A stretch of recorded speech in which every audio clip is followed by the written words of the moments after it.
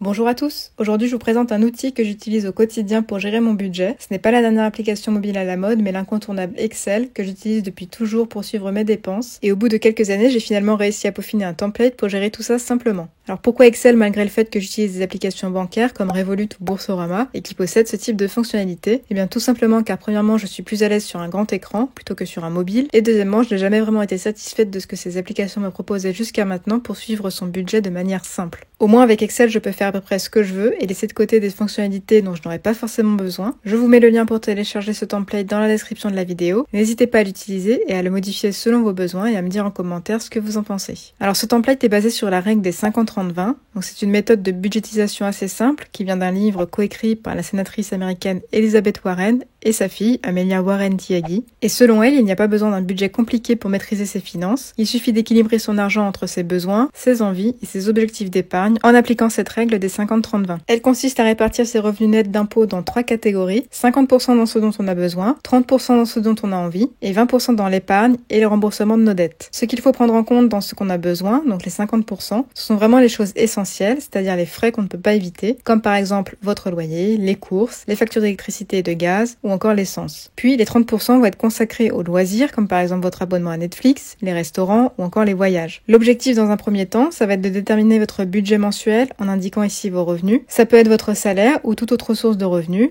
Puis en fonction de ça, on va pouvoir déterminer votre budget pour ce qui est essentiel, pour les loisirs et pour l'épargne. Ensuite, on va tout simplement pouvoir rentrer dans le détail de chaque catégorie en étant un peu plus précis sur ce qui les compose. Pour l'essentiel, on va par exemple allouer un budget pour le loyer ou un crédit immobilier selon sa situation, un budget course, etc.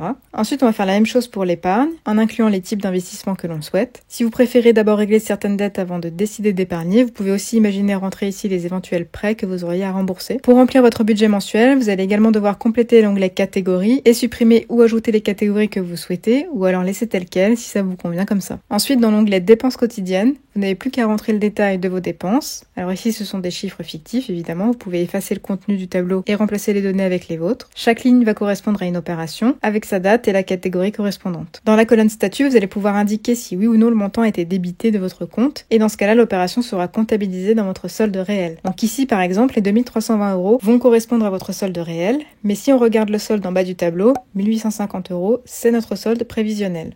La raison pour laquelle je gère mes dépenses via un fichier Excel, c'est surtout pour garder un œil sur ce solde prévisionnel, puisque dans la plupart des applications bancaires, les opérations ne vont pas s'afficher dans l'immédiat sur notre compte, donc on peut vite avoir des surprises si on a oublié certaines dépenses qu'on a faites plusieurs jours auparavant. Pour terminer, vous pouvez accéder à l'onglet Dashboard pour voir en un coup d'œil votre solde réel et prévisionnel, mais également pour voir la répartition de vos dépenses par catégorie. J'espère que cette vidéo vous a plu. Si c'est le cas, n'hésitez pas à la liker et à vous abonner à la chaîne. Merci et à bientôt dans une prochaine vidéo.